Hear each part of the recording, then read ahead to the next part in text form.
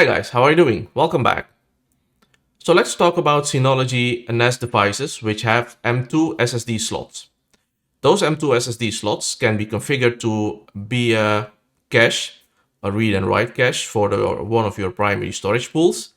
And that's very nice. But what if you would want to use those M2 SSDs as an additional storage pool?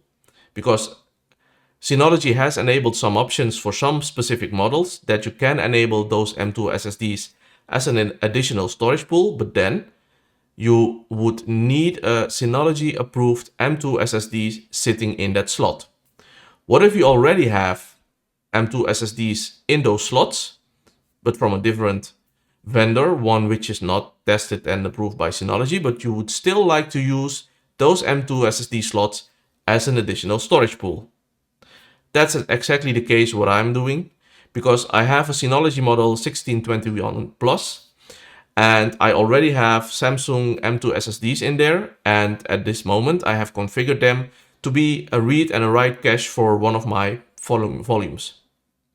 But now I would like to run some virtual machines on my NAS, just some low performance virtual machine, but it would be nice to have them running on that M2 SSD, right? Because then they will be very much faster and performing.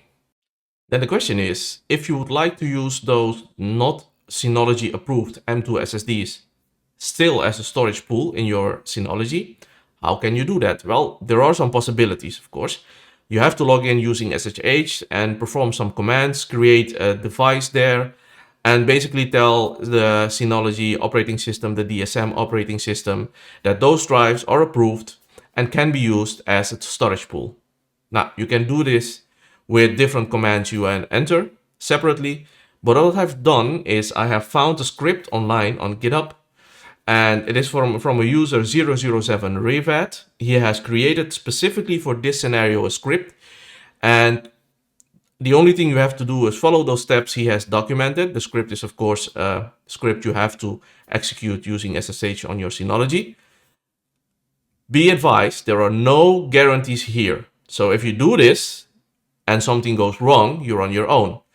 As always, if you perform those steps, make sure that all the data you have on your Synology is already safe in a different place in case something goes wrong, right? So in this video, I will show you how that script works on my own Synology and how I can enable those M2 SSD slots which I have in my Synology NAS and are fitted with Samsung M2 SSDs, how I can create a storage pool there, enable it to use as a storage pool. So let's get into it. So this is my Synology. It is a 1621 Plus, and I have some SATA drives here fitted in and also two M2 drives. These are the M2 SATA drives, but they are fitted from Samsung. The brand is Samsung, and this specific type and model of that M2 SSD drive is not on that compatibility list from Synology. So I can only use these M2 drives as an SSD cache, not as a storage volume. Because, again, I will leave all the links to these articles below. As you can see here, Synology has an official knowledge base article in which they specify which models are enabled to use those M2 NVMe SSDs as an additional storage volume, right, or a storage pool. And then there are some requirements, because when you want to enable that M2 NVMe storage pool, you have to have some M2 SSDs which are supported and approved by Synology. And of course, the supported models from Synology, that is this link, you can see the supported M2 NVMe SSDs. Those are the Synology models themselves. But in my case, I have Samsung drives fitted in. So then the next part comes in. How would I enable my Samsung SSDs, my Samsung M2 NVMe SSDs, in a way that I can set up a storage pool and use it like a traditional storage pool and take advantage of the fast IOs those SSDs have? So I have come across a script on GitHub from the user Revat007 Revat This is the user. I will leave the link in the description below. And basically what this user has done, he has created the script in which there are several options explained, and the script will take care of creating those storage devices on those empty M2 SSDs, and of course give you the option to use them as a traditional storage pool within the DSM interface. Now, the important thing here to note is that this is not supported in any way by Synology, the script, and the way this is being done, because all the commands in the script can be done additionally and separately by yourself from the terminal interface, from the SSH terminal interface on your Synology, but the script does it all automatically. And I am always big fan of automation. So that's why I'm using the script. But again, this is not something supported by Synology. If you want to have your supported NVMe drives, your M2 NVMe storage pool on your Synology NAS, you have to make sure that you meet the requirements and have those compatible M2 SSDs in your Synology, right? Let's continue. As you can see here, the script is well documented. There are several options in the script available, and everything is explained very nicely on this GitHub page. I will leave the description. I will leave the link to this in the description below, of course. Now, I will make sure that I have SSH enabled on my Synology and that I have transferred this script, and I'm talking about this script. Let me scroll up. The Syno _create _m2 dot _volume dot sh. This is the script we are going to use to enable that those M2 SSDs I have in my Synology can be used as a storage device instead of only an M2 caching device. Here I am using SSH on my Synology. I have already transferred the script which will create the volume on the M2 drives, or at least enable me to create volumes on my M2 SSDs, because my M2 SSDs are not on the compatibility list from Synology, so I don't have that option in the DSM interface. But after running this script, I will have that option, right?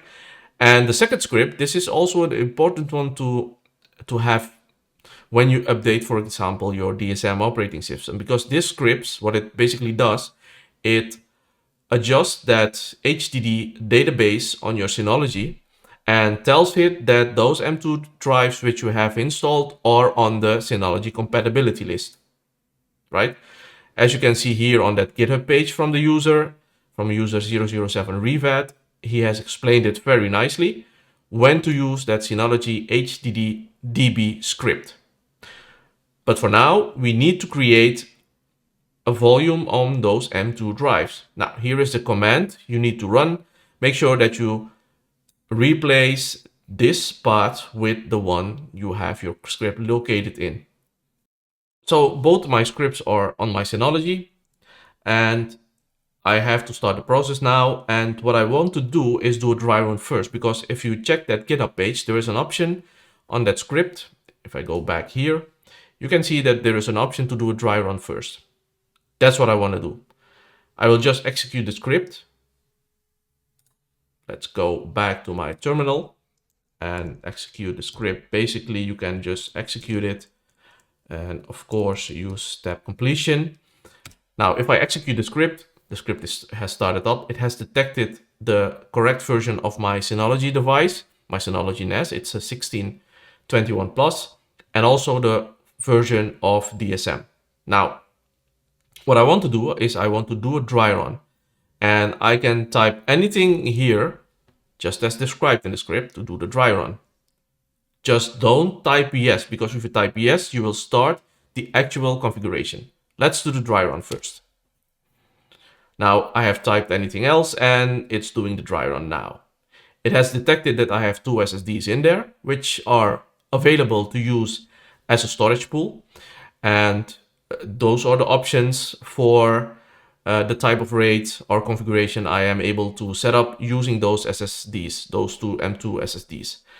It has a warning there because it says that those drives, they have a cache partition. And that's correct because previously I was using those drives as a cache for my volume, for my actual volume on my Synology, because that's the only option you have if you don't use those Synology approved NVMe's, right? So, all right, I'm still in the dry run phase here. Now I will select a RAID type. I want to RAID 1, so that's the third option. Take a good note here of the options. That's the third option. And it's telling me, all right, you have selected RAID 1. Now I can see that there are 2 drives available to configure for the RAID 1 configuration. Which of the drives you want to select first? All right, I will select the first one. That's number 1. Okay, it has selected this. And then it gives me a list of available drives. I already have selected the NVMe 0 and 1. Now I have to select the second drive, and the second drive has now number 1 in the position. Make sure that you select the correct numbers. All right. Now it tells me, okay, ready to create RAID 1 volume group using NVMe 0 and NVMe 1. There is a warning here in red because everything on the selected M2 drives will be deleted. Of course, we are in the dry run phase, so actually nothing will happen. But if I type yes, you choose to continue. Well, of course, there are some nice things there because this is a script. Important, after creating the drive, after creating the volume, you have to enable some additional steps. The steps are documented here in your terminal now, but they are also documented on that GitHub page, right? And the important note I told you about that second script updating that local HDD database on your Synology, you have to run it if you upgrade DSM, for example. All right, let's quit because this is just a dry run. If I type yes, it will not actually reboot my DSM, of course, because yes, this is the dry run phase. I will just type anything else and quit. Let's go back to my Synology for just to check. Okay, these are the 2 drives which I'm going to use, and let's go and execute the script and now actually create those the volume on those M2 drives. Just hit the up arrow on your keyboard to execute the script again. And now you can see I will type in yes to continue. I have done the dry run phase. Everything was okay. Now I actually want to create, right? I have typed yes. It says again, I can see that there are 2 drives. Yes. All right. What is the RAID type you want to do the configuration for?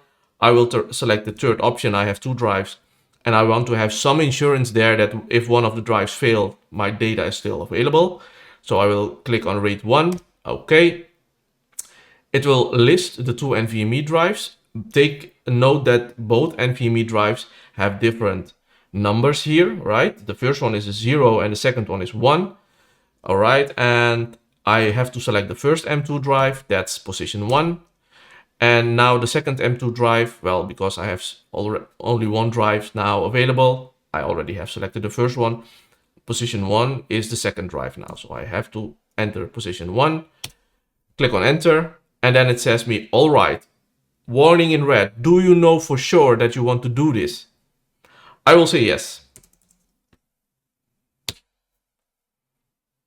All right, I am brave, as explained here. You are brave. Very nice scripting comedy there. Okay. And now it says, okay, I can see that there are 2 NVMe drives there. Version 7 of DSM is supporting this. And are you sure you want to do this? I will click on yes.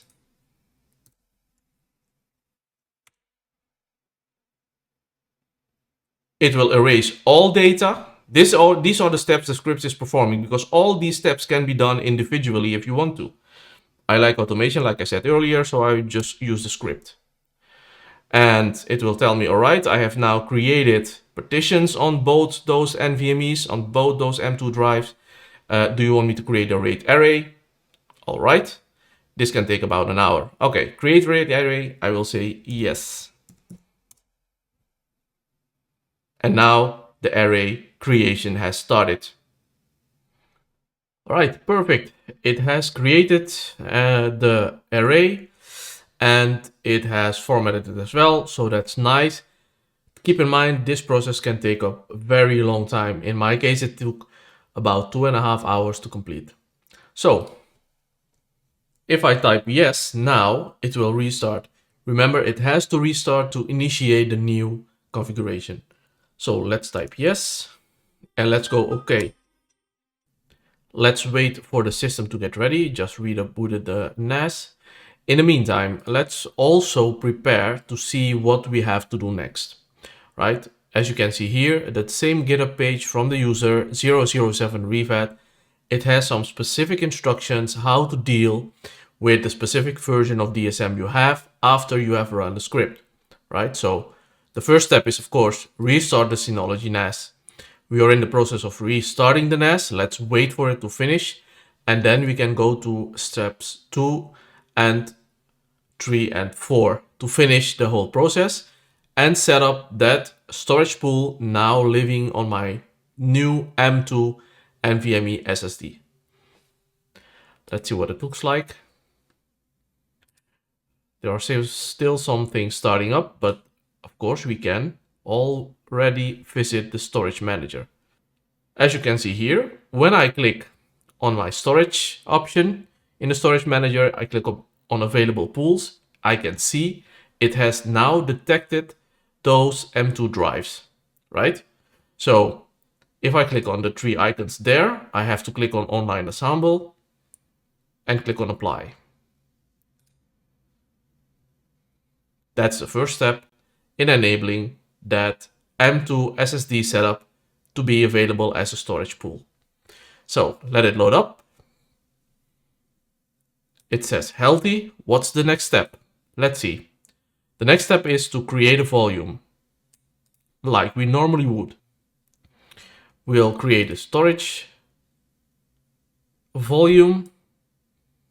Now it says, all right, what storage volume do you want to create? And you can see now that the only available storage pool, that's my M2 SSD setup. This is the RAID 1 setup I configured using that script.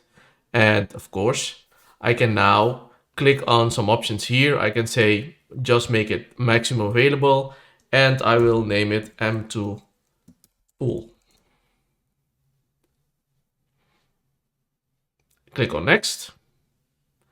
Btrfs, that's okay, because I will be using this volume to run some virtual machines. And if you don't format it as a Btrfs volume, you won't be able to run virtual machines on it. So click on next. All right, we will not apply encryption. That's fine for now. And everything looking okay. Click on apply to create this volume. And here it is. It has created the storage pool already.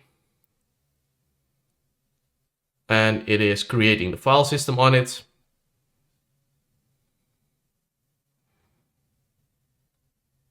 Okay, the file system is nearly created now. You can already see the total capacity. And now we have a file system there. So what's the next step? We can enable SSD trim, right? So let's see if it's available for my M2 storage volume. All right, here it is. That's the one I just created. Click on settings on the 3 icons, on the 3 dots there, and then click on settings. And now I can enable SSD trim. Okay. Click on save. All right, and now I have created SSD trim as well. SSD trim is of course important to keeping some maintenance on those SSDs. All right, so the next step would be to create some storage in there to use for Virtual Machine Manager. If I click on Virtual Machine Manager, I can see that I have the storage option. The storage default, this is residing on my primary pool, which consists of the SATA drives. I will now add another storage resource. click on Start. I can now see that I can add volume 3.